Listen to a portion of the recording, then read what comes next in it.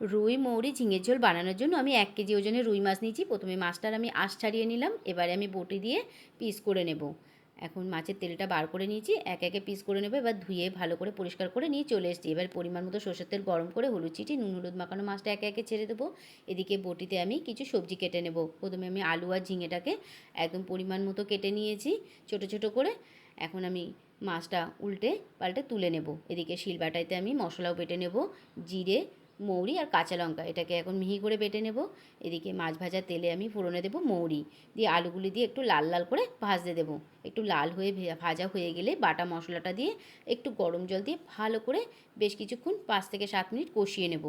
কষা হয়ে গেলে এবার পরিমাণ মতো নুন হলুদ আর দিয়ে একটু নাড়াচাড়া করে দিয়ে দেবো ঝিঙেটা দিয়ে আরও বেশ কিছুক্ষণ 2 থেকে 4 মিনিট নাড়াচাড়া করে দিয়ে দেবো পরিমাণ মতো গরম জল দিয়ে ভালো করে ফুটতে দেবো।